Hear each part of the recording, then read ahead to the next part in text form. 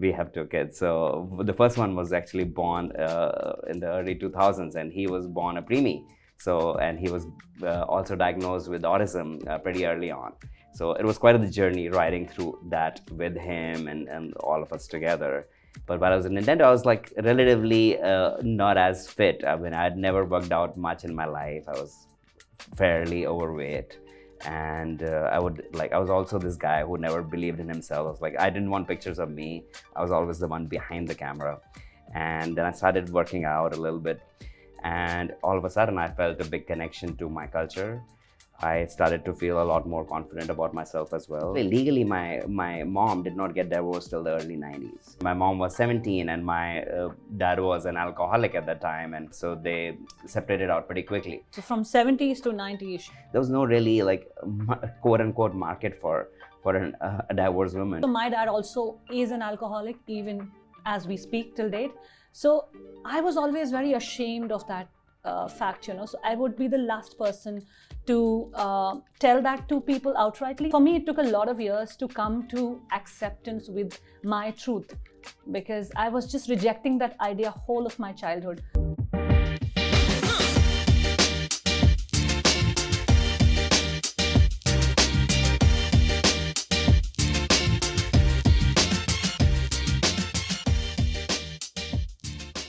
Hi everyone, welcome to the Journey Within podcast with me, Shobha Rana.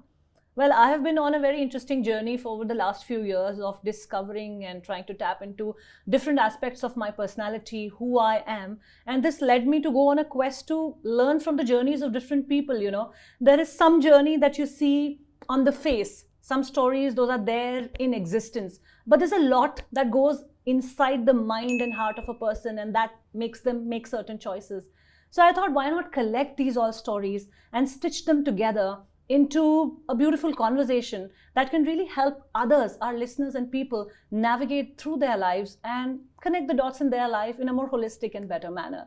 I have a very special friend of mine here with me. He is based out of Seattle, a former software engineer, worked in the software space for about 2 decades, and then switched the gears completely to become a yoga teacher in the West. And he's empowering people with the wisdom and knowledge of yoga. But he has had a very, very interesting journey right from his childhood to, getting married and settled in US and parenthood. And we'll dive into all of these interesting conversations with Ashish Arora today. Hey Shobha, it's so wonderful to be here with you. I've really enjoyed meeting you and chatting with you over the last few years that we've known each other, and appreciate you diving into my journey within right here. I grew up, just a little bit about me. So I grew up in Delhi primarily, and I was born into an atypical household where during the 70s, when my mom was 17 and my dad was an alcoholic at that time, and so he was aggressive, so they separated out pretty quickly. So I grew up mostly with my grandma as a young child, and then I went over to boarding school from age 5 to 9, financed by my uncle and aunt. And from there on, I started living with my uncle and aunt, who had 3 kids of their own. And I was the oldest brother to now my 3 siblings, since I started calling them mom and dad as well. And the longest stint I had was at Nintendo for about 8 years. And it really excites my kids, and everyone I tell I've worked at Nintendo. But it was just the typical hardware software job versus, although there was fun elements. You would get to see Mario every once in a while, I guess, or at least someone dressed up as Mario walking around. I've had 2 kids. We have 2 kids. So the first one was actually born in the early 2000s, and he was born a preemie. So, and he was also diagnosed with autism pretty early on. So it was quite a journey riding through that with him and all of us together. And then we had our second kid a few years later, who was luckily born typical, and so he's a bundle of energy. And so both my kids really appreciate me being at Nintendo. So, but while I was at Nintendo, I was relatively not as fit. I mean, I had never worked out much in my life. I was fairly overweight. And I was also this guy who never believed in himself. I was like, I didn't want pictures of me. I was always the one behind the camera. And then I started working out a little bit while I was at Nintendo, just because I had a young kid. I was like, no, I need to be a little more healthy. And once I started to do that, I started to feel good about my body. And then I started to explore other ways of working out as well. And I started yoga. And all of a sudden, I felt a big connection to my culture.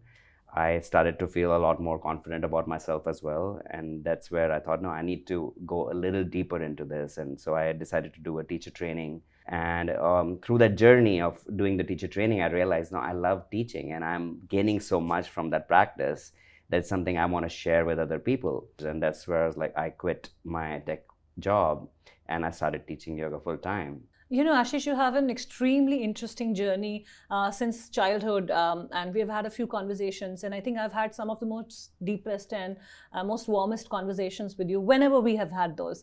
So, first time I remember when we were speaking and you said that my foster mom is visiting me. Now, being an Indian, talking to another Indian, foster mom is a term that, was at least I hadn't heard of it before. So you hear single mother or no parent or probably a step parent, but you don't hear things like foster mom. So, and then you told me that you have 3 moms. So tell us something about that. How did that happen?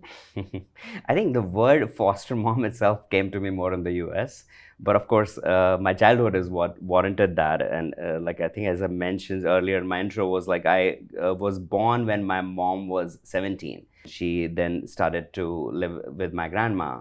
And so as she was setting herself up, because she didn't have an education, so as she was setting herself up to do something in life, she was quite young. She was pretty much a kid at that point. Absolutely. So 17 is just nothing. Yeah, exactly. And it's something which I realize now. I mean, like growing up, I always thought she's my mom, but Right. I started to live with my grandma, and my grandma was the one who took over kind of the reins of bringing me up.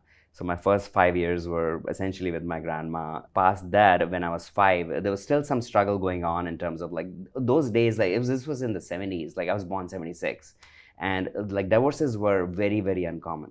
Like actually legally, my mom did not get divorced till the early 90s. So it was, So from 70s to 90s, she almost had a legal marriage going on for 20 plus years. yeah. And did your father come Almost. to meet you, or what was the relationship and dynamic between the two of you? I think I only remember like a couple of instances of meeting him, and like at one point when I was in around 5th, 6th grade, I think they were thinking they might get together again, because in those days, like it was really hard to remarry. Correct. Woman, I mean, and if you remarried, would be like, especially for women, it would be to a much older guy who had already had kids or was divorced, because there was no really like quote unquote market for a divorced woman. And one instance I remember is like, I think I was young, and I don't even know if that instance is from my own memory or from stories I hear.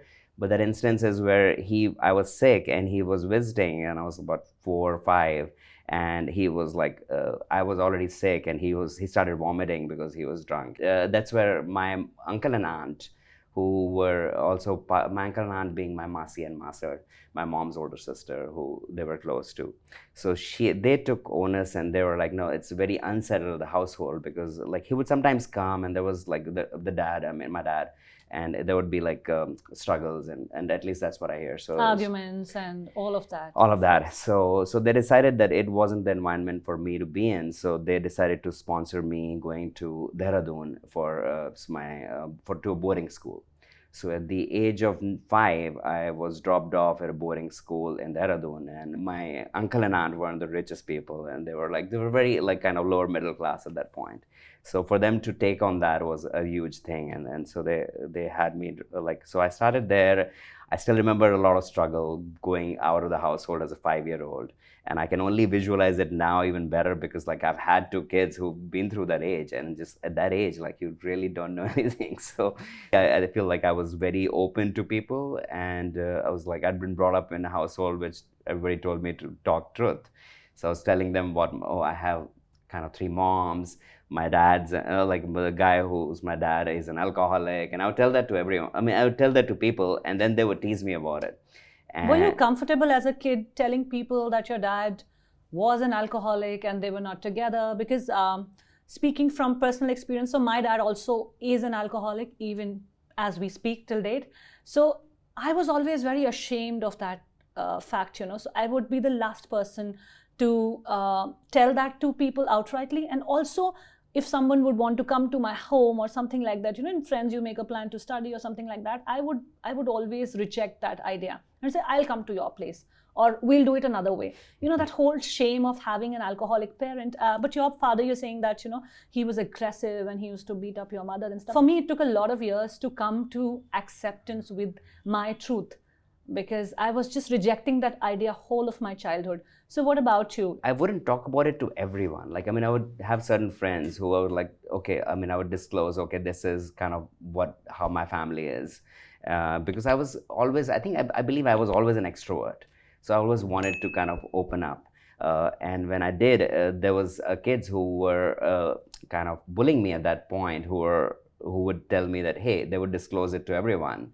And they would talk about that to everyone if I didn't do X thing for them. And it did open me up to stuff which made me draw inwards, which made me feel like, no, it's not something I should be sharing out openly at that point. It's interesting to speak about that, because your sharing is, or not sharing about him to everyone, is coming from a point of you being bullied. For me, it was coming from a place of shame, and also a place of judgment for my father. Because if you go out there and tell people that my father is an alcoholic, then they make a certain image, and he is nothing like that image. He is a great, beautiful, humble, simple man. This inhibition of owning my own reality was coming from a place of probably a lot of shame, of course, and then of course of him being judged. I never wanted anyone to think bad of my father, because when you say alcoholic, the typical image that comes into mind is somebody who beats kids up, or who is aggressive and violent, or who is beating his wife, or who is not doing his responsibilities.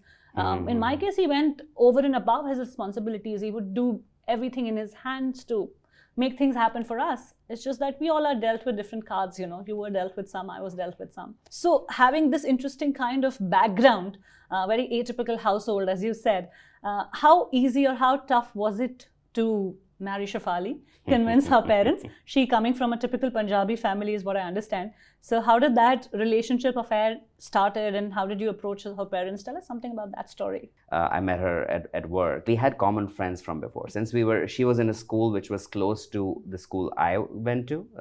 So she was in Bal Bharati, which was in the same area.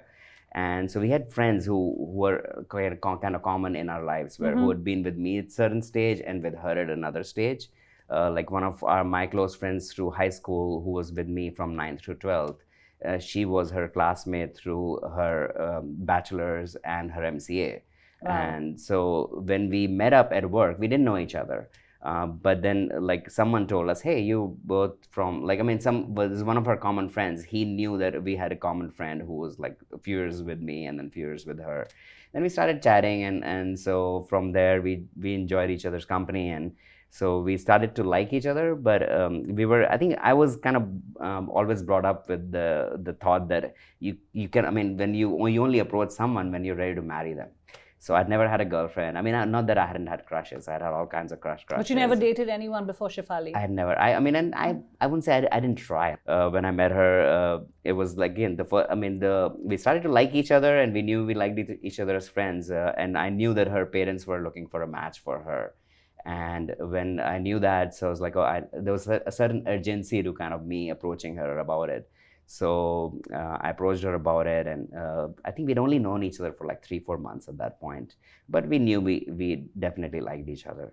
So, and then when I proposed to her, I had the feeling she was going to say yes, and she did. And so the very next day, we pretty much told our families. Especially for her, it was even more urgent, because they were already looking for an arranged match for her.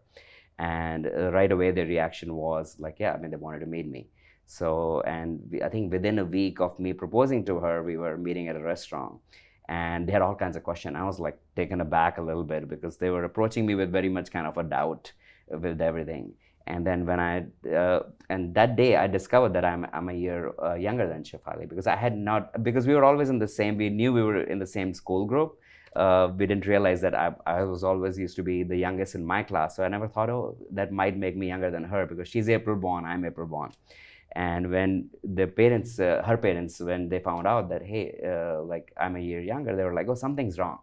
And then they started to probe more about my family too. And then all of a sudden it was like, oh, why is your family like this? Why did you grow up there? Why did you not grow up with your mom? And for them, it was kind of hard to gauge that. And my mother-in-law's brothers and all, they got involved. And once they got Let's involved, find out who this guy is, from where he has come exactly, in with exactly. this whole different kind of a background. What is his agenda? He's even younger. Why is he interested in our girl and all of that? Exactly. I get that. Yeah, so there was like rounds of interviews with them and all kinds of probing. And I mean, I took it pretty well. I mean, considering at that time, I used to be a relatively angry guy. Like, I mean, or at least I would get angry at times more easily. I was like, no, I need to make it work. So I was like, I went through the whole process. They put me through. But after the whole process, they were like, no, something is still wrong. And they were trying to find things wrong with my mother as well. Like, and that is where some places where it got really sticky as well, when they called her and asked her odd questions, and it got pretty sticky. And there were times where it felt like, oh, we might not be able to carry this through. But we were both committed to each other. My family luckily supported it. My youngest brother, he was kind of surprised when I told the family about the girlfriend, because he was like, oh, you make every girl your sister. So it's funny that you brought up. Were you one of those guys who would call or at least think of every other girl as their sisters? Yeah. I mean, or at least not every other girl, I but didn't know that it came to guys as well, because for girls it was very natural to think of boys as brothers back in the day. I mean, I'm not as ancient as you are, but but that was a typical language. You know, when I shifted to Delhi from Nashik, and I was 10 years old, and this bhaiya, bhai, all these terms I heard here. It wasn't there. Yeah, and I mean, for me, interesting part is because I never had a sister. Like, I mean, the three kids, my quote unquote foster parents, my uncle and aunt, they're all boys. So I never had someone to tie me a rakhi. I was always kind of lacking this relationship of that brother-sister, and that would draw me to a good degree towards that brother-sister relationship as well. For me, I think I was also looking for family essentially at that part. I mean, I was looking for. So these two young, passionate, madly in love people get married, and they pick up their suitcases and go to the US. So how was living there, and how soon after your marriage did you get your first child? We were both in tech jobs, and she had to quit her job in order to move there, because it's hard to find space for two people to find job simultaneously.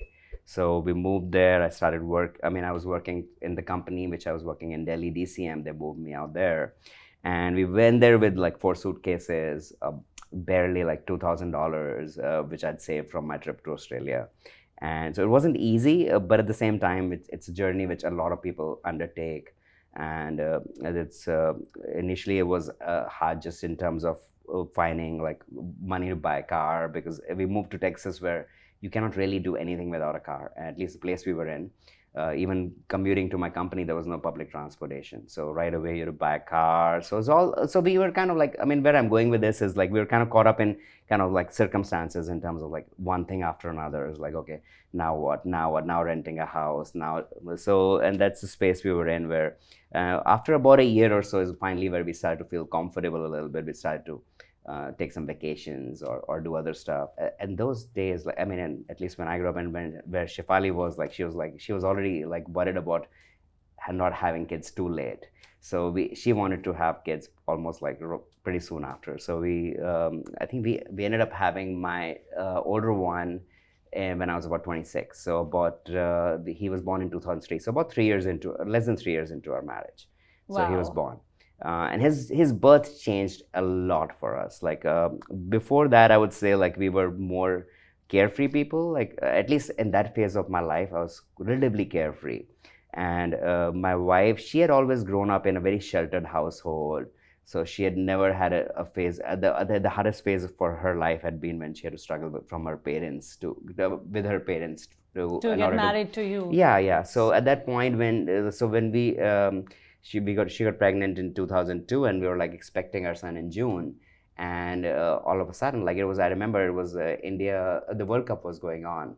And I was like, I'd relatively recently moved to the US. I was still a lot into cricket. I remember that time too, because I was in 10th grade. Yeah. And the World Cup was scheduled in March or, sometime Yeah. when the exams were there. Yeah. And in our household, my mom is a crazy cricket fan. At least she used to be back then, and my dad also, and all three of us. Yeah. So, there was this only food that was allowed to be cooked in our home on the day of the match was khichdi. That's all. And sometimes if there's a good, interesting piece going on, my mom would put on the khichdi and it'll be just whistle after whistle after, and no one's getting up to even, and whatever is cooked, we'll eat that. Yeah. So I totally get Overcooked. you.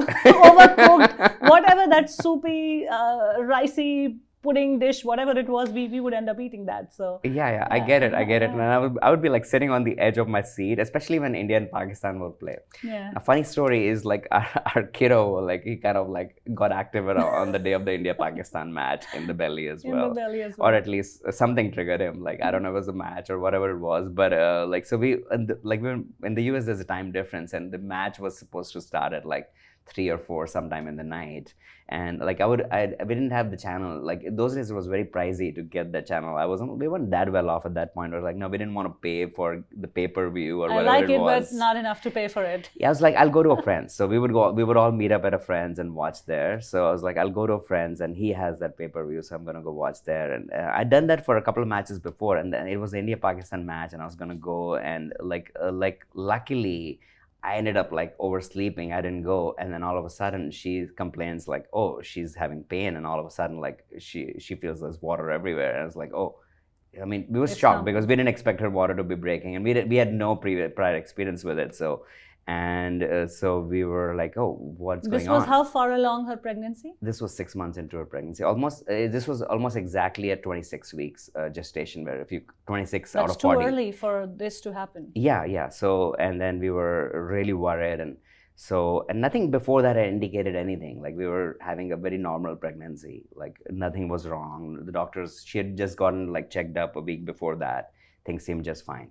And so we right away rushed to the hospital, and when we got to the hospital, they checked and they were like, yeah, your water's broke, so the baby can come out anytime. So the hospital, which was close to us, where we went to, they said, hey, we cannot support this level of a baby, born this early. So they moved us by ambulance to another hospital which supported a preemie that age. And well, they still try to keep us from having the baby right away, but like they did it all. Like she was put on bed rest and in the hospital, and we were told like the longer she can go, the better it is for us in terms of the baby. And we were scared shitless. I mean, at that time, it was unimaginable.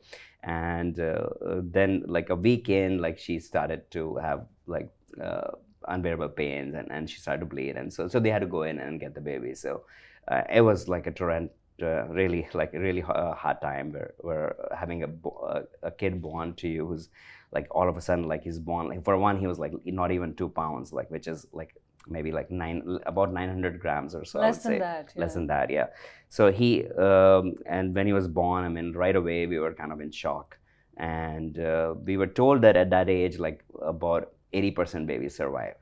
So I mean, there was some consolation, but at the same time, it was like we didn't know what. You don't want to hear that. Yeah, we didn't know what we would go through, like in terms of like there's a lot of kids born that age who go through heart issues. I mean, there's holes in the heart and all kinds of stuff. And when he was born, he was like we couldn't hold him. He was so small. He was so small. He was all wired up because they had to support him through life support systems. What was your first reaction when you saw your kid like that? It was a pain. It was unbearable pain. Was there some sense of happiness that he survived, or was it just a lot of questions in your head? Yeah, it was. Now questions. what? It was questions. It was questions. It was pain. It was just like, I mean, because when you look at your baby, I mean, they're a part of you. I mean, at that point, I mean, you've let go of the fact that it's to a degree like you let go of your own life when you first see your baby and all. Like it's all of a sudden, at least for a lot of us, like I feel it, or at least for us, it was like that. Where and then to see your kid in so much pain, essentially, where I mean, like because you don't see them in pain where they can't say anything, or I mean, babies anyway cry, but at the same time to see your baby all wired up in all these, there's like tens of wires like all hooked up to the body to gauge if it's breathing, how the heart rate is and stuff like that, and then there's a feeding tube, and then there's like this big apparatus to breathe, a ventilator. So it was shocking, and it was just so painful to watch that. And I mean, my wife wouldn't allow us to take a picture of him like that. So for a few weeks, I don't think we even took a single picture. And then at that point, like we were in a NICU, which is a neonatal ICU, and we ended up being there for about 3 months, actually almost exactly 3 months. And in the US, like they don't keep you in the hospital like even a single day if they don't have to. Like in the US, if you are having a baby within a day, even if you have a C-section, within 2 days you're out of the hospital. They do not like put you in the hospital overnight for almost like any, like even things which people here in India would be in the hospital for like 4 or 5 days. They don't put you in the hospital. And to have a baby in the hospital for 3 months, that was quite a journey. At that Did you point find a was support group where you could have these conversations? Because, of course, it's a special case, but back in the day, there was not so much connectivity with the world around. So you would not know of as many stories, because today, if I have a special situation that I'm dealt with, I can go to Google and at least try to find what people are doing in these situations and things like that. There's an upside to having access to information. But back in the day, it wasn't the case. So how did you find your support system and how did you go about it then? I think it was we isolated. I mean, we isolated pretty much at that point. We did not have a support system where, I mean, our friends tried to help, but our friends were coming very much from a mentality, like our closest friends at that time came in and said, "Hey, everything's gonna be all right." And I mean, I didn't want to hear that. I mean, that was painful. Like, I mean, like they were saying it from a good place, but it was hurtful because like, how can, I mean, you had a normal kid, and I mean, you haven't seen it, so how can you say it's gonna be all right? Like, how can life ever be the same? You don't even know if your kid's going to survive through the next day. So I mean, it wasn't easy, and I mean, there was really no support system per se. And like, I mean, as you said, online stuff wasn't there. There was nothing to do in that regards, and it was just the two of us, kind of in a shell on an island. And it was our daily life was just living a half our day in the NICU. And they would allow us to be there as long as we wanted. So we were like barely at work. Both of us were working at the time. We would just go to work, and in our head, I don't think I was getting any work done. And it was just about like getting to the hospital. Please take your time. Yeah. I know. Yeah. I don't know how much of it I can really understand, but I just want think you to know that I feel your pain. Yeah. No, as a parent, I mean, like it is, you feel so connected to your kid, especially as a new parent. I think that feeling is so strong, and it just was a hard time to get through. But luckily, like I mean, like once he came home in 3 months, and even then, like we were told that we should not be going out with him. Because he's really prone to catching stuff. So we did not meet any friends for almost a year. Because if we would go out, we would be exposed to germs. He would be exposed to germs. It's like, imagine living the COVID life, but on your own for about a year. So that's the phase we were in. And so I mean, so luckily we got through that. I mean, like, and he had his set of delays, and essentially, like any kid born that much of a preemie is going to have delays. So you accept that, but at that point, like I started to believe, hey, things are gonna be okay. Like he has delays, but all the kids at this gestation have delays. So it's a phase we're gonna get through. But then, like I think soon after we started to discover, I mean, delays were quite significant, and I think that is the time around when we made our move to Seattle, and it came primarily from my wife getting a job at Microsoft. My mom and dad, I mean, whatever you want to call it. So they had decided that they were not going to move to Canada. So they decided no, it was too much for them. Once they landed there, they were like, no, I mean, we don't want to leave our family back here in India. So it's too much work at this age to move to Canada. So they decided to go back to India. And so that had made me want to move back to India. Before we had our kid, we had never like applied for green card or even looked at it, and we were like, no, we're gonna move back to India anyway. So, and when Shrey, my older one, when he went through all the preemie stuff, and so I mean, I knew that if he was born in India, the systems wouldn't have supported him, and the stage where he was in with all the delays and all the therapy he was already needing. We were like, oh, this kind of thing doesn't exist in India, because we had friends and we knew, I mean, it wasn't possible.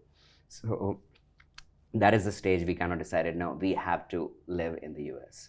I was at that point working at AMD, and AMD was at that point having regular layoffs. And like the green card system's complicated. If a company is applying for green cards at the same time as in the same year, if they've done layoffs, they don't approve green cards that way. So when she got offered a job from Microsoft, it was kind of a golden opportunity for us to say, okay, we are going to live here. I mean, my kiddo, we started discovering there was things wrong, and I probably wasn't even ready to accept them. I was like, nah, things are going to be all right. I mean, or things are going to smooth out. He's just young, we don't know. But luckily, Shefali, my wife, she was more kind of sorted at that time, is the word I'll use, where she was like, no, I mean, we need to do something. So we got him an autism diagnosis, and at that point, like they said, yeah, he's severely autistic. So, and because he didn't have any language at the age of 3, he wasn't even listening to his own name, let alone anything, have any other words. I mean, he would flap his arms. He was like a typical case, like what I would say at this point, not easy to say then, but a typical case of like almost like a severe case of autism. And so luckily we got into this study from University of Washington, which was doing the study of around intensive therapy. So if they gave kids like intensive therapy of 20 hours a week, then like it would like what changes it would cause to kids who were autistic. So at the age of 3, he was getting this 20 hours at the age of 3 he started week. So even before 3 he was like, just before 3 is when he got diagnosed, and we were, as I said, like kind of really lucky, because even autism therapy at that time, not very many insurances in the US supported it. Like once the therapy started, I mean, things started to get better. But there was no magic. Like, I mean, sometimes people ask us, it's like, oh, all of a sudden did something happen? It's like, no, it was very, very, very, very gradual, years and years and years. But luckily the therapy did its work, and the people who we were exposed to, who were running it, were magnificent. I mean, they were just the kindest people. And it was, I mean, I still like look at them and such, or when I like come across them, I'm like so thankful to them for what they did for us, even though it was part of their job. But still, like, there was this devotion which showed through. So Ashish, I truly feel that there are certain professions which cannot be just jobs. Yeah. If you do them like a job, they're different, and if you do them from a place of devotion, from a place of this true blue passion, it yields to completely different results. I think being a therapist, or being even a yoga teacher for that matter, it cannot just ever be a job. Yeah. You're spot on. Yeah. Being in denial is a very typical coping mechanism that comes to a lot of us. But after you overcame your denial, came these 20 hours of therapy per week for your kid. So how did you and Shefali schedule it in your day? Because you were doing your own jobs. And in a country like the US, it's not India where you have parents or where you have help that can support you through that. You have to do it all by yourself. So how was it for you guys then? Yeah, I mean, it wasn't easy, for sure. I mean, our parents wanted to support us. In fact, one of the first things which happened when he was born early was my dad, who's essentially my foster dad. So he flew out right away to help us out or be there for us. She took trips, but the trips they were all working. So the trips would only be about a month or so, or however long they could get away. Typically not more than a month and a half.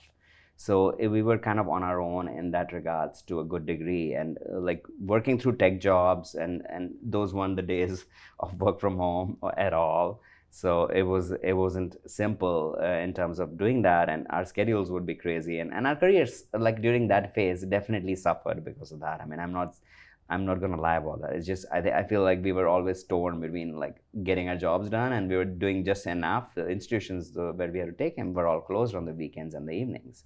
So we had to get out. We had to kind of take turns. We had to get out of our work. And your workplaces also supported this kind of a... Yeah, I mean, they had to. I mean, like it wasn't choice. I mean, we were doing enough like work that they didn't want to like let us go, and they had to support us through all of that, and they understood to some degree, but that understanding only lasts usually a few months, and beyond that, it's you have to do the work well to be able to support it. So we kind of were trying to balance it out, and I would say we were semi-successful doing that as well, or successful. I mean, we couldn't expect promotions and all while doing all of that. So the study he got in was for 2 years. So we had to commit to 2 years of therapy for 20 hours a week. So when we committed to it, we knew like kind of what we were getting into.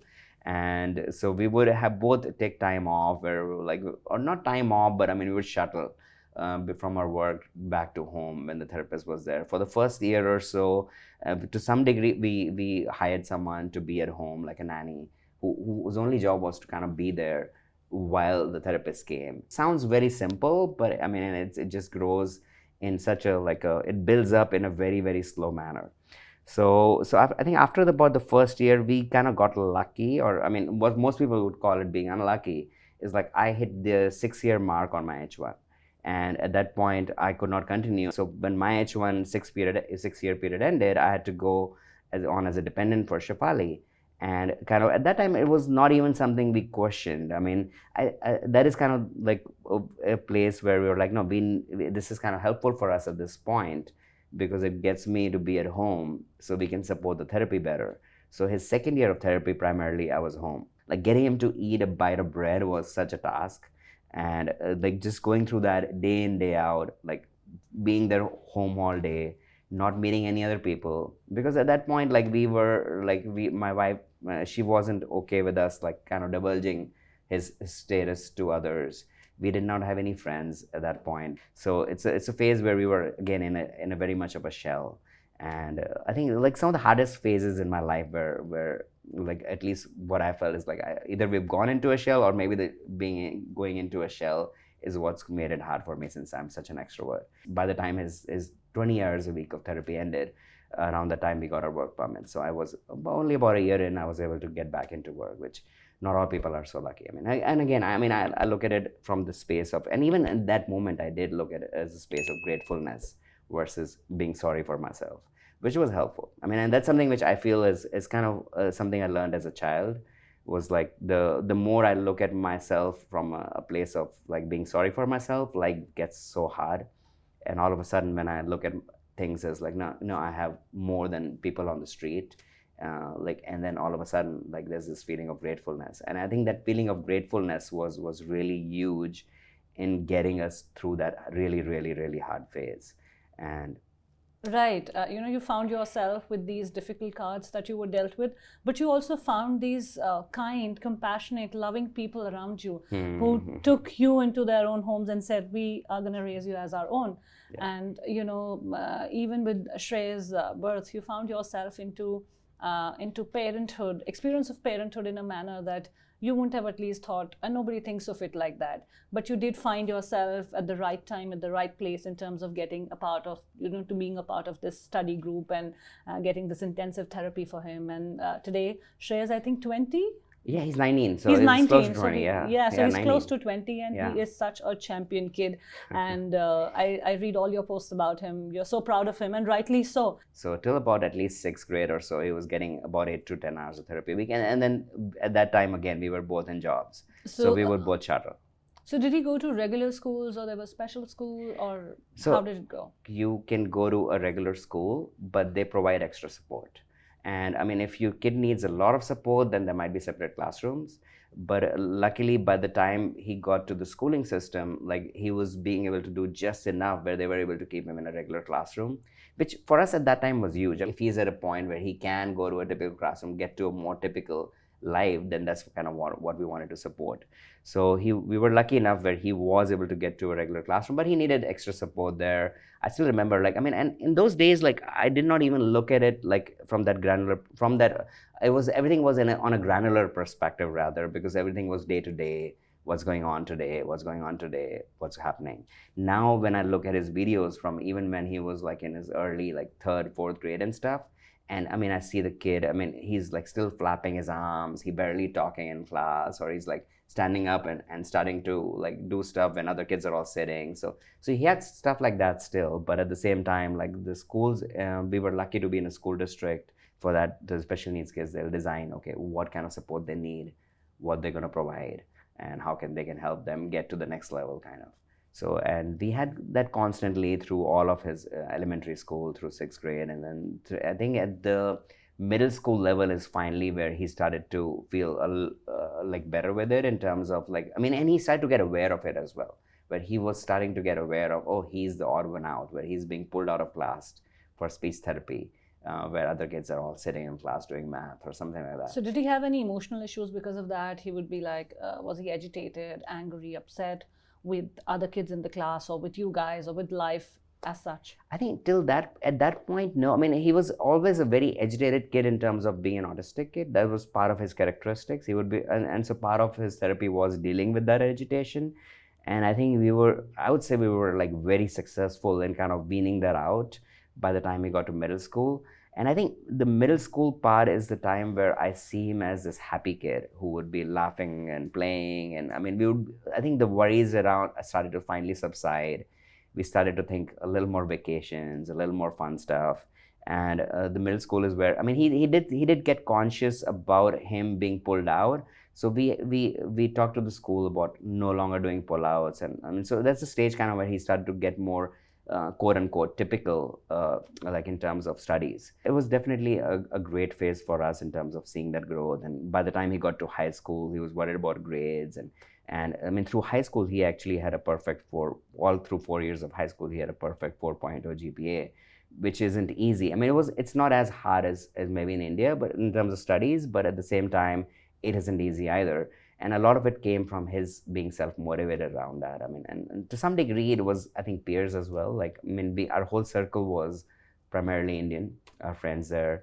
All our friends had kids who were doing well in studies. If you look at him, he still, I would say, has some delays in certain things. So he wasn't like really like able to tell like, okay, to what degree it is his autism, or to some degree, he didn't want to talk about it either.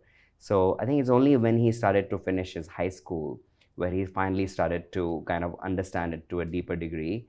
And especially like he'd never had girlfriends at that point. And and in the US, it's relatively more common. For all you know, that he would have just taken from you. That's a good point. No, but Could be in the genes. Maybe it's in the genes, yeah. You should blame yourself for that. I know. So Ashish, as human beings, we go through a range of emotions, right? There is happiness, sadness, joy, apathy, anger, everything. And on that spectrum, you have, I think, and all of us touch upon all of these emotions in various degrees. So you had your own share of fair struggles and, all the things that you navigated through. So how, Ashish, you were evolving as an individual? What was really happening inside your own heart, your own mind? How was your life looking at that point? I see myself as an extrovert person.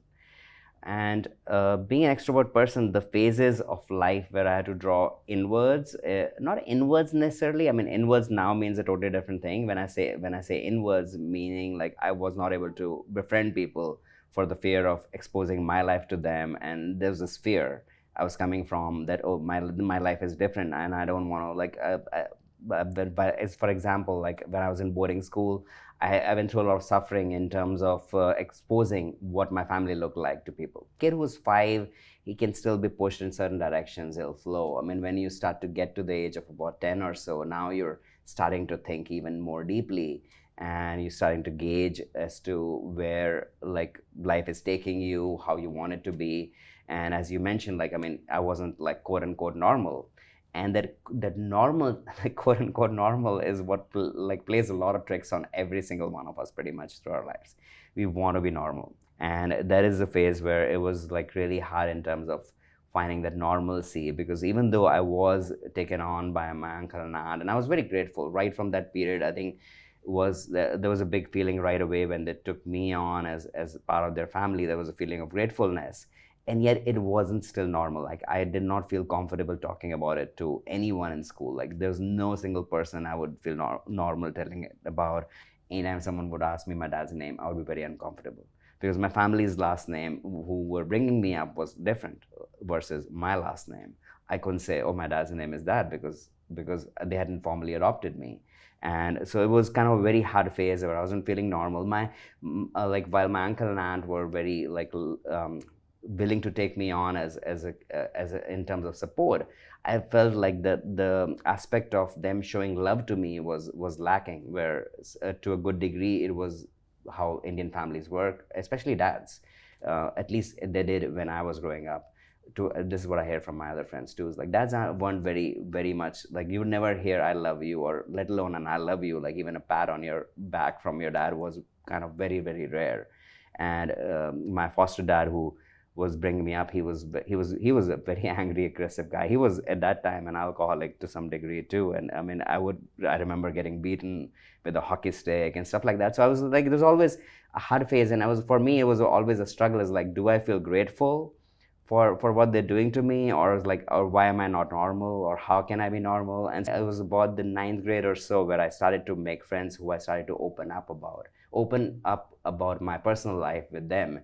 And that was a huge pivotal moment for me, because like when I started to finally find a friend who I could like tell about my home, all of a sudden there was this weight of letting go, which happened. Being alone is not a good place in life for the most part as a human being. I mean, having friends is something which can give you that support, and that is what was throwing everything off. And so there were bouts of where you felt you belonged here, or you were in a state of gratefulness, but there were many occasions where you felt that you don't have that sense of belongingness in this family. And I had support, but I didn't feel like I had a family. So, and there was a big difference there, and it was still putting me into this, as I said, this phase of being abnormal, which was still throwing me off, which was still making life very painful. And I remember like the first time I remember getting a hug from my mom, my foster mom, was when they were leaving for the UK, when my dad had already left, and when she was leaving, and then she gave me a hug, and she was feeling the pain at that time, I could tell. So, and like she didn't want to leave me, but by that time the decision was already made. So but that feeling of love at least kind of supported me to some degree as well. And then, I mean, growing up like in a middle class Indian household, there's a lot of pressure to perform in studies.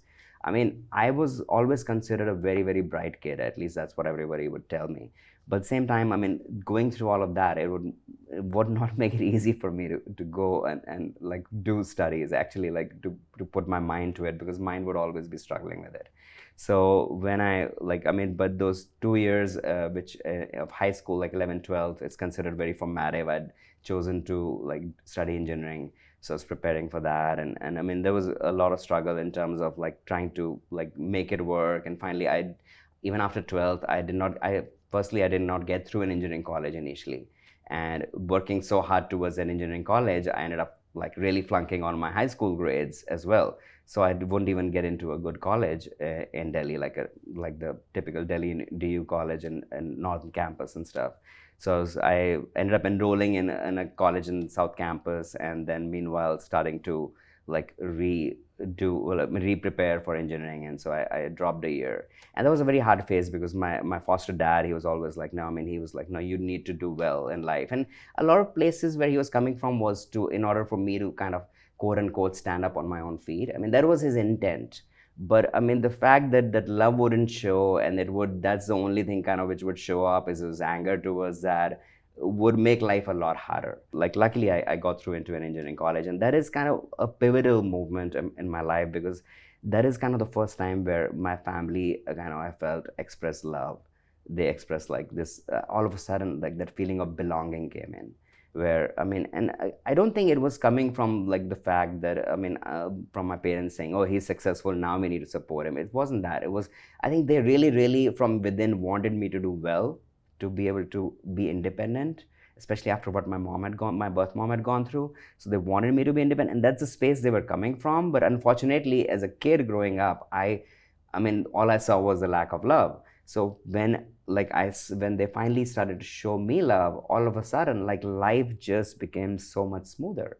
It was just like, I finally started to trust myself. I started to find, oh, life is good. I mean, before that, it was always like in one or the other way, it was a struggle. And so that I feel is a very pivotal movement in my life in terms of feeling that love. And I think I realize that much more so now, after I've gone through my yoga journey, and the importance of feeling loved. So that feeling of being loved is something which is so important. And that's what I try to, as a parent now, I know, try to give my kids, where I'm hugging my kids every day, to make sure that they hear from me. Even though college wasn't easy either. College was hard. I mean, like I was, in India those days, there was a lot of ragging. I was like slapped all around. I mean, in college initially, there was, I mean, as part of the ragging. And the college, I mean, didn't come as easily to me, because when I started to feel all that love from home now, I wanted to rush back home again and again. And I was living minimum of a 24-hour train ride away from home in Warangal, versus my family being in Delhi. So I was flunking like a lot of like classes, and which was leading me to not scoring very, very well in college. And so it made college in those terms a struggle, but I still don't look at it as a struggle, because I felt loved. So, and from there on is as we already talked about the journey with Shefali and like all that. And I think like beyond that, I think when we had our second kid, I that was kind of the next pivotal moment of my life after what we went through. Our older kid was a lot very circumstantial. It was life pushing itself on me and me having moving to that. I think our decision to have a second kid in itself was a decision we made on our own, knowing all the hardships the older one had gone through. And like when we decided to have the second one, we were like, okay, the older one started to feel more normal, so we can maybe have a second kid. And when the second kid luckily was born typical, and like that is when I started to realize I was getting to be a little overweight, which most of my life I hadn't really worked out, or if circumstantially or even otherwise, maybe not as driven towards it. So and I was like, no, I need to start to get fitter. And that is kind of another pivotal moment of my life which kind of changed things. Was once I decided, no, I need to get fitter. I think like the next big thing in my life had been I didn't really trust myself. I knew I was smart to some degree. I just didn't trust myself completely, where I was like, no, I think the point where I started to work out, I started to feel good about myself. I started to feel good about my body. I started to feel good about my looks. I started to come on my own in my workplace because finally there was like less pressure of like kids and all. Like the second kid was more typical. The older kid was in a place where he was starting to be more typical. So I could put more energy towards work. So work started to go a lot better too. And that was definitely a moment in life where I started to feel I'm smart. I look good. Like before, I always thought of myself as someone who doesn't look good. But when I started to work out, I was like, no, I mean, I feel more confident about my body. And that totally changed how I felt as a person towards myself. And correspondingly, when I started to change about how I felt towards myself. So now you are a new dad. Ani is just born. You started working out on your body and you're loving the way you're looking. And that sense of self-acceptance and self-love, you're experiencing that and you are also creating that for yourself. So how has that journey been? And did it really start after the birth of Ani, or were you a person who was accepting of himself and his own ways and who loved himself nonetheless? Yeah, I think like the part where like I started to feel a little more self-love was when my parents started to show. I mean, my foster parents started to show a little more love towards me. And definitely, there was a phase where definitely I started to feel a little more self-love, but it was still like to a certain degree. It was still like more feeling of belonging versus like identifying it as a self-love.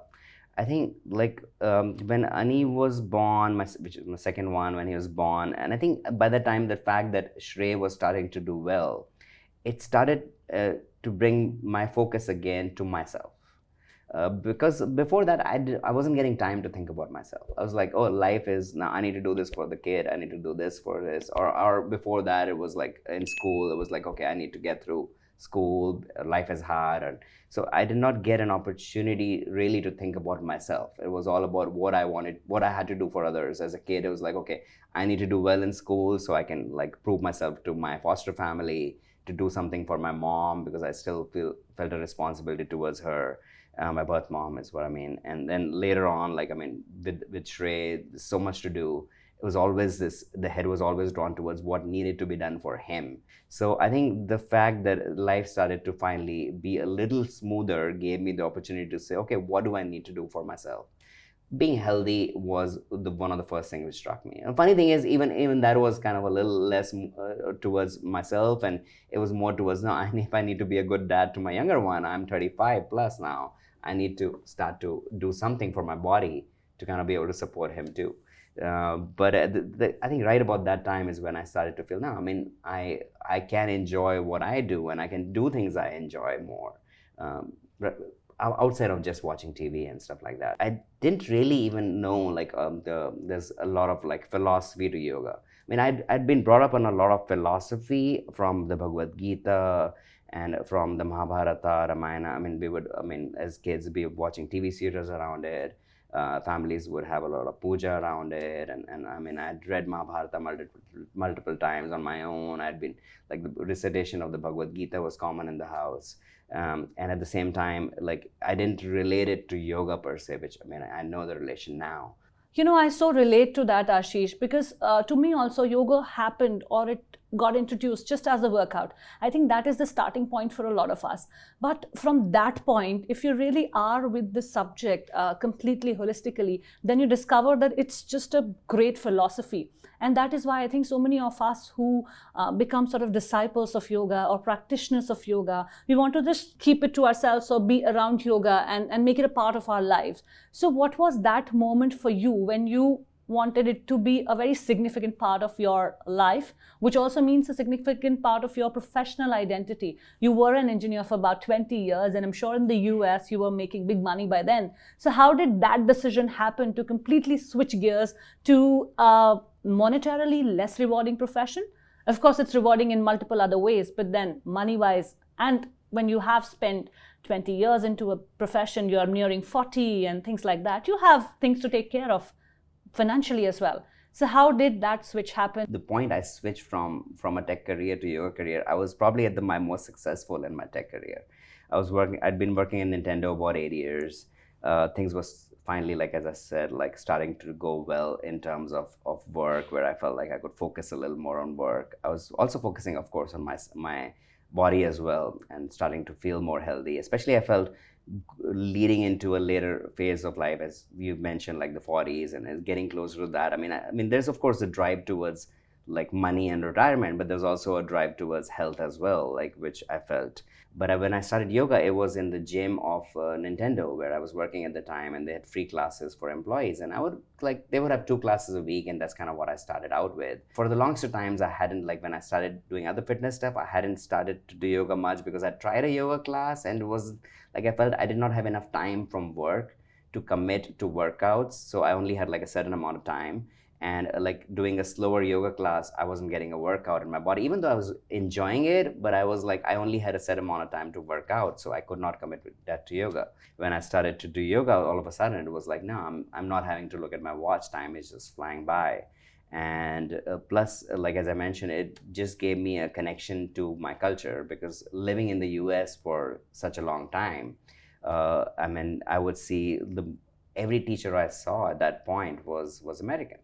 I mean, I didn't, till that point, I hadn't come across any Indian teacher, and they would be talking about Hanuman and stories around the Hanumanasana, and I was like, oh, they're talking about all of this, and some of it is actually even funny, because they're not saying the names right, they're not even saying the stories like correctly at times, or what I thought was the correct stories. So, and like, I mean, I think I need to get a little deeper into it and connect to it, because they're telling me all these stories around stuff, but at the same time, like, yoga is something I have not really explored deeply. So I wanted to dive in, but once I started to like learn more about it, especially the philosophies, dive deeper into those, I all of a sudden realized like how some of those philosophies I'd definitely been living in for a long time. Like Satya, like something which I'd been really been instilled in me as in childhood, was like being truthful, and just being truthful to yourself, and like, so stuff like that. And some of them resonated, and others which came across in a new way into my life, like ahimsa in a new way. Before that, ahimsa was always something in my head of not harming others. It never to me meant like not harming yourself, and not like how you are so judgmental of yourself, and being in realization of that. And all of a sudden it opened up this new door for me towards this journey within, where it's like, okay, I mean, where am I judging myself? Once we got closer to the end of teacher training, like, a funny thing, and this is a really funny story, is like, my training started in September and it ended in December. A day before my training ended, there was layoffs at Nintendo. We had 3 groups merge, and I was part of the layoffs. So I got laid off a day before my yoga teacher training ended. And that really put me in a spot of like, maybe this is a sign. Like that time I really believed like this is a sign. I just need to take a break and try to like maybe practice more. And like till that point, Shefali, my wife, she hadn't been as like invested in my yoga journey, because for her, like she was an Indian woman, and like we come from like, I mean, we grew up in a very typical like Indian environment, and for her there was a lot of like suspicion around, because there's a lot of women, and I would say even for American women might be the same too, but it just like there's a lot of women in yoga, and she saw that, and I was going deeper into yoga, so she hadn't really she wasn't as invested in it, she didn't really trust it completely, and she had her doubts around it. But I think the day I got laid off, like I walked out of the company smiling. I was like, it's okay, it's part of life. Versus if it had happened like a few months before, I would have actually like probably been in tears. I would have been angry at people. Versus me being able to walk out that easily. And like when I called her to let her know I was laid off, I mean, she wouldn't believe it. She was like, it's not possible. You're laughing, you're smiling. How is it possible that you're just joking around with me? And she was the one who was actually in tears when I got laid off, and I was just like laughing about it. So, and I think that is the stage where like, I mean, finally, like, I mean, I was like, okay, I'll take a break, and I will simply like, I had no intention of quitting tech even at that time. I was like, I'll just take a 6-month break. I'll invest, because I was getting paid a severance for 6 months. I was like, I have money anyway, so in the savings as well. Shefali's still earning. So, and she was supportive of that. I mean, she was sympathetic, or I should say empathetic, of like me being laid off, and being supportive of that. So she's like, okay, I'll take a break. And I decided to do a few more trainings during that period. And by the time I think I hit the year point, it was like life as a family was starting to go so smoothly. And life as like for me as a teacher had started to take off. And that is kind of what enabled me to think, no, I mean, like, is it really about money? Like, why do we need that much more money? Like, Shefali's earning, so we have support in terms of like medical insurance, which is huge in the US. We have savings from when we were both working for like such a long time. So we were never big spenders. We were always, we never even took very many vacations because we were so caught up with just the kids. So we had a decent amount of savings, luckily. So we're like, okay, well, let's try this on and see if it works. Like initially when I decided that I was not going to go back to tech, there was a few friends who like came to try to convince me, and they were like, I mean, why are you doing this? I mean, continue tech, and if you want to do yoga as well. Do it as a sidekick or something. Yeah, do it like as a sidekick. I mean, it's not really like you're not earning anything, and it's not like, so why really do it? I mean, it was, for them, it was hard to understand, and they were doing it from a good space as well. So I mean, I wasn't angry at them for doing that. You know, because they see what's happening on the outside, but the journey within is what you know. Mm-hmm. How much of what you are gaining within you. For me, I got so much of self-expression through yoga, although it was just a physical practice initially. Then it transformed into a philosophical concept where I started, doing the other exercises, which was more meditative, reflective, observatory, taking a pause, saying no, and all of those things. But they gave me so much of self-expression, and I was coming on my own, as a person. Although I was always seen externally as a person who is confident, who is on stage, and who is, meeting celebrities, and who is, dealing with audiences of huge numbers and things like that. But what happens within, how broken you are, or, all the dots which are just scattered all over the place, how are they coming together and getting connected? I think that is what I got through yoga. So did you also feel that a sort of self-expression, that self-belief, that trust on yourself that you were losing in bits and pieces at different phases in your life, this yoga journey and this time that you got off your work and spending it with the family, and all of this happening at that point gave you some sort of self-expression? Gave me a connection to myself. It made me kinder towards myself. I think that ultimately that connection to yourself opens up so much the connection to the outside world. And I think like I was saying, before that, I would not consider myself very entrepreneurial or person who would take big decisions like that. But that put me kind of in a space of like a lot more, like I've already mentioned self-love, but I mean, even self-confidence, and knowing like, I mean, okay, I can change things. I can do things the way I want. So, and and in terms of owning my own life, it was just a big space of like getting kind of ownership of my life. And it was coming from a very kind of loving, wholesome space versus a rebellious space. No longer felt a need to prove myself. I think that is a journey which, like, as a kid, I mean, growing up in India, I felt always that need to prove myself. It was just that trust within myself, of myself, saying, okay, I mean, I can choose to live the life I live without like worrying about what anyone else thinks about it. And all of a sudden that made life so much more simpler, and it made life so much more like pleasurable. I mean, in every single way, it made me so much more present with my kids. All of a sudden I think feel my relationship to my kids changed too, where I was already coming from a space of responsibility and love, but at the same time, like I think the connection got a lot deeper. And there was kind of a phase where the kinder I got with myself, the kinder I got with my family and everyone around me. So, Ashish, now I see you as a person who is more aware of himself, of the environment that he is in, and is more comfortable with it. So, what is the journey ahead looking like for you? I know some of your plans, and they're extremely exciting. And you said at some point in this conversation that you were not of a typical entrepreneurial mindset guy, but you're taking a lot of big moves there. So, tell us something about that. Yeah, I mean, I think like a lot of like what I'm doing, of course, right now in the moment is organic, but at the same time, like I mean, I've started to lead yoga retreats.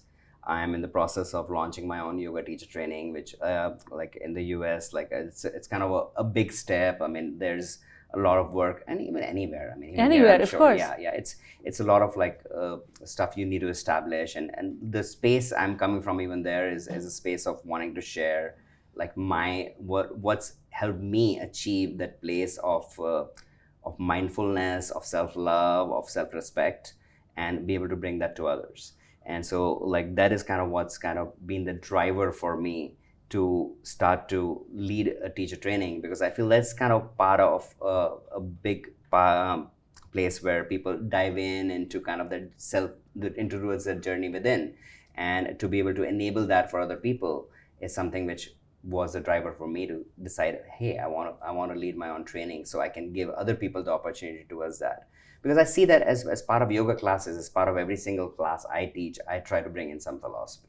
For me, the goal is to bring in a more philosophy and more mental peace. I mean, just the fact that you come in and move your body is good for your mind as well, whether you coming in from that perspective or not. Whether you coming in as a workout, you are going to benefit from that space. You are letting go of what's going on outside. You are getting present to how you're moving your body. You are getting present to your breath, which can be so magical, like just simply getting present to your breath, the pranayama aspect of the practice. I'm starting to lead more yoga retreats, and ultimately I want to start to bring people to India on retreats, which is something I was planning even before COVID happened. I had one on the calendar, but we had to scrap it because of COVID. But it gives people an opportunity to come to the land where yoga started, and to be able to explore that journey, because it can be a big part of a spiritual journey to come and explore from that perspective as well. And so that essentially is what I have planned. I'm not a very very big planner, or ever have been. And I think like living in the moment, especially like the philosophies around presence and living in the moment, have made life so much better for me. For example, like reading the book The Power of Now by Eckhart Tolle, and like living those philosophies and trying to live in the moment. And that doesn't mean I can't plan, but at the same time, like to accept things where they're landing. Like the most popular quote from the Bhagavad Gita, Karmanyeva Adhikaraste, there you just like do the work and then let things flow from there. So, and that is kind of how I approach things, with an intention versus a goal. So there's no per set like thing in my head, like I need to establish X thing by X amount of time. I never try to set a timeline for myself. It's always about what I want to do right now and what I want to do next in terms of enabling. I feel like so stable in my life. I feel so self-sufficient. I feel so like loved. I feel like I feel like at this point I want to give more in my life to, and like give more towards enabling other people to achieve some of that, or at least able to explore some of that. And so my next goal is kind of to just go around trying to establish more of that, whether it's through a teacher training or through yoga retreats or through my classes or any other method. And I so relate to you, Ashish, on that, because I have done quite a few classes with you now, and I know how awesome a teacher you are. And I still remember my first class, I think it was back in 2020 or something. I'd spoken to you about this, and I said that I want to do a class that you're leading, and you gave me the time, and I think it was some 12 in the night for me or 1 in the night for me, something like that, because of the time difference. And this is me at 1 o'clock in the night on my mat, joining him for a yoga class. And I still remember that experience that completely pulled me more into this yoga journey. So I was already, like, since 2015, I think I was dabbling my things and my interest into yoga. And 2020 is a time when everything else came to a complete halt. And I started discovering more and more about myself. And a lot of things were happening in my personal life as well. So your class and that intervention, it came at such a right time for me. And after that, I've done so many classes with you, and and we speak about so many things in life. I so relate to you when you say that you're coming from that place of contribution, because you truly are contributing so much in the lives of so many people. There are, on Ashish's social media, one can see always smiling people, smiling men, women doing yoga at a beachfront or in sand or at a park or in a class or wherever. You're just spreading so much joy. It just makes my heart so happy. And I so wish that I could, physically come there and be a part of this whole process. Hopefully someday I will. I don't know about that, but you are already adding a lot of value to so many people. And I'm really wishing you the best for you to bring people here to India. Like you said, it would be great for people to come to a place which is a land of spirituality, which is a land of connection, and to experience this whole thing. Because as such, a lot of Westerners, they do come to India and touch upon the aspects of yoga and be a part of these ashrams, do their teacher training, etc. But to come on a retreat where I'm sure you have certain sort of a structure to it, and it's for a few days and things like that, I'm sure it'll be a great experience for people to also experience our country, our culture, and of course yoga. Ashish, I have been extremely appreciative of your work. I'm super inspired by it. How can somebody who just is on the verge or the cusp of making that decision to start this journey within, how can he incorporate yoga in his life, and how can yoga help to take that journey within? I think it's surprisingly easy. And of course, it's surprisingly hard as well. And all it takes is like a little bit of commitment for someone to say, okay, I'm going to try on just to spend 5 minutes of my day breathing mindfully or being with myself. I think that's the hardest part. Yeah. I think like we are all in such busy lives, we hardly put our phones down these days. We have our phones when we're eating. We have our TV on and we're reading. We're having conversations and we're constantly looking at our phone. So just like even allowing yourself to simply choose to be with your food. It's you put your phone down, you put your TV off for at least 5 minutes of your meal, and then experience those 5 minutes of your meal. Like experience every bite you take in your mouth. All of a sudden, like this, I think we miss out on the small joys in our life. We're constantly looking for the big things. Okay, getting to a certain goal, getting to X amount of weight, getting to, and especially I think even more so like in India, I feel it's like weight is a big part of how we start our conversations. We're so into that. So weight, we're looking into strength, we're looking into flexibility, and we're so caught up in those bigger things, and we set like for ourselves like such big goals to begin with that like it's easy to feel failure around that. So like what I would say is like start small.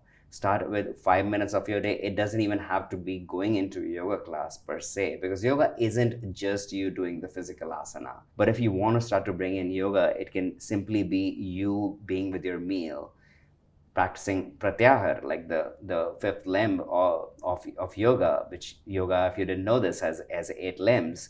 And this was saying to other people, you of course know that, but it's just for people who don't know. So right. The fifth limb, just practicing that going inwards, of letting go of the senses you're not using. And it seems like for someone who's not into yoga, who's not into the spiritual aspects, like it might even sound cliche, but at the same time, just like it is you simply connecting with this moment. And you taking the time to say, okay, I'm going to connect with myself. I'm going to just something as simple as eating your food, which most of the times, like I'm gulping down my food. I mean, and most of my life I have. Now I'm a lot more mindful around it. But I mean, and we want to eat like desserts. I'm a big dessert person. And like for the longest times I would like be on my phone and eating Right. desserts. Now if I'm on my phone or watching TV and eating dessert, like I'm taking in so many calories while like barely even like tasting much of my dessert at all. And now all of a sudden, like if I close my eyes, I'm able to take it in, I'm able to enjoy it. All of a sudden I need less quantity of the dessert. I need, like, I am more mindful of it. I'm really enjoying that small moment versus waiting for an next moment to find a celebration of myself, of a celebration of life. Like each bite I take could be a celebration of my life. It could be a celebration of who I am. It could be a celebration of the food I love. Starting small is key. Like starting out with tiny nuggets, whether it's that mindfulness for 5 minutes with your food or breathing, or it is you maybe carving a little more time trying to go to a yoga class, doing a yoga class on Zoom if you don't have time to get out, and just exploring and see if you like it. And exploring means like sometimes just taking it on for a couple of weeks, because a lot of times when we start a new activity, we go in, we take one class, we're like, nah, this did not feel as good or doesn't feel right, and we kind of give up, or we feel like kind of out of place. A lot of times, like when we go into a yoga studio, we might see, or we might go to a gym where people are practicing, we might see that, hey, X person is able to do so much, I'm nowhere, I don't think I belonged in this space. So like letting that aspect drop and walking in with from that feeling of, okay, I'm going to take it on for a few weeks and see where I land up in my body, if it's a physical asana, where I land up in my meditative space. Because meditation isn't you like emptying your mind of thoughts. It's you finding like space to be with yourself, be in the space of observing your thoughts, be in the space of self-study. And that is a space you can carve out anywhere. You don't have to even walk out of your home, walk off your chair to do that. Or maybe if you're an office worker and you're sitting on your chair, maybe spending 5 minutes instead of like walking off somewhere or spending time on a video game for 5 minutes, spend those 5 minutes in stretching out, finding some mindful stretches for your neck, for your body, for some breath, and all of a sudden like there's this transformation available of those 5 minutes. And now you might feel like a weekend that, oh, I need to make those 5 minutes 10. I want to make those 5 minutes 10 minutes. And then that's slowly you're carving your space in, like slowly carving time and space for what you like, and maybe you start to love it, and there's space available for you to find like a deeper dive within from that space. Because ultimately it doesn't start in a big way. It doesn't start from you all of a sudden getting a light bulb go off, say I'm enlightened.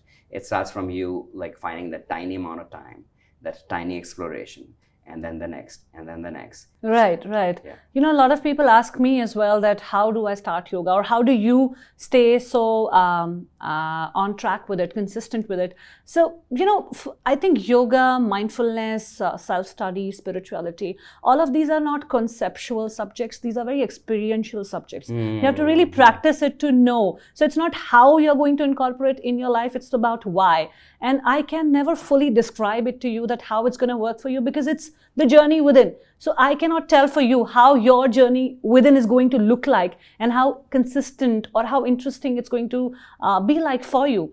You know, it's like someone asking me the taste of a tiramisu. Now, I can tell you that it's sweet, it's creamy, it's this and that, but I can never make you feel the taste of it unless I give you a bite of it, or you take a bite of it, right? So it's all very experiential.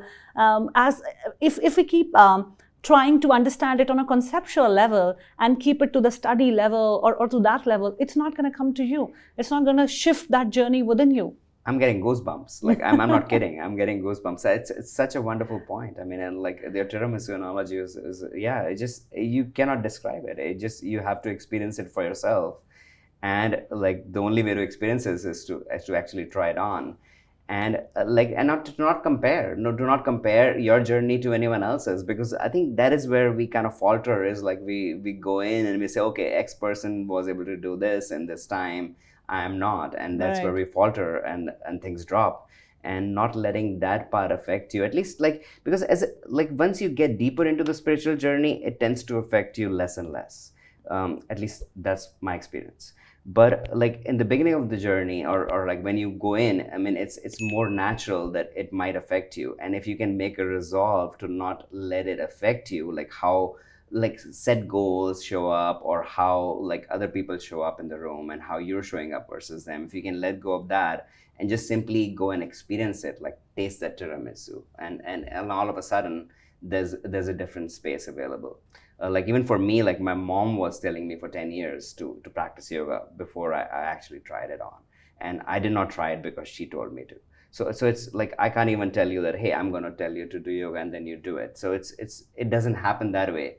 It's you believing. Like for me, what started my journey was believing that I was doing something for myself, and it made me feel good, and that is where it expanded more. So find time for yourself. Like find something for yourself to feel good about yourself, do something more for yourself, and then all of a sudden, like that journey is available. Ashish, I have so much gratitude for you for coming for this show, particularly agreeing to do this and opening up so many threads of your own life, personal life, your childhood. I'm sure it wasn't easy to talk about it. Getting married to Shefali and bringing a special child with his special needs, who is doing, so good for himself. When I see his posts, I feel so inspired. I feel so happy for that kid. He's studying at the NYU, which is one of the topmost universities in the US. And he is a tennis player. And he does multiple things which I'm sure make you so proud as a parent. And the younger one, Ani, is such a kind, compassionate, little cute kid who is, saying these lovely, lovable things all the time. And it feels so happy to see you in such a great space of your life. And when you are in that space, I know for sure that you can contribute more and more to the others and whatever your intention and goals are for future. So I really wish you the best for all that. And thank you so much for taking out time to talk to me, to share your inspiring story. And I'm sure it's going to help a lot of people navigate through their questions, their whys, and wherever they are stuck in life. I'm sure you have a lot of insights to share. And thank you. Just thank you for talking to me. Thank you, Shobha. Thank you for having me here. And I really appreciate you as a person, and you inviting me over was an honor. And I really appreciate it. Thank you. Thank you, Ashish, for talking to me. And I really hope that you all enjoyed this conversation as much as we enjoyed bringing it forward to you. Please do support us, like, share, comment, subscribe, and we will try to bring more and more such inspiring and real stories to help you take some insights from these stories and probably some lessons that you can apply in your own life, or probably open new doors of perspectives for yourself. Thank you once again for listening.